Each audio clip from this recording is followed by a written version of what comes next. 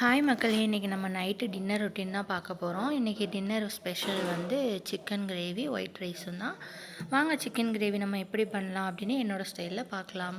எண்ணெய், கடுகு, சோம்பு, வெங்காயம், 2 பச்சை மிளகா, கறிவேப்பிலை இதெல்லாம் போட்டு நல்லா வந்து ஓரளவுக்கு ப்ரௌன் கலர் மாதிரி வர வரைக்கும் நல்லா வேக வச்சுக்கலாம். அதுக்கப்புறம் வந்து இது கூட வந்து 2 டேபிள் ஸ்பூன் வந்து நம்ம இஞ்சி பூண்டு ஆட் பண்ணிக்கலாம். எப்போது வந்து இந்த மாதிரி ரெகுலராக வந்து சமைச்சு சாப்பிட வேணாம். பட் என்றைக்காவது ஒரு நாள் நைட்டு வந்து டின்னருக்கு வந்து சிக்கன் சாப்பிட்டா தப்பில்லை.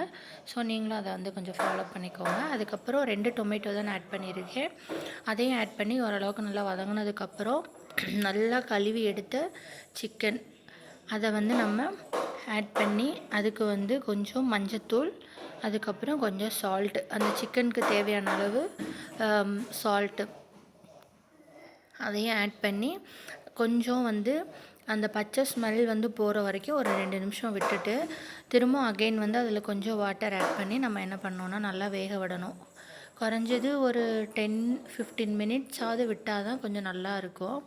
சாரி மக்களே, நான் வந்து சிக்கன் மசாலா அதில் ஆட் பண்ணி அதை மறந்துட்டேன். ஸோ நீங்களும் அதை வந்து ஆட் பண்ணிக்கோங்க.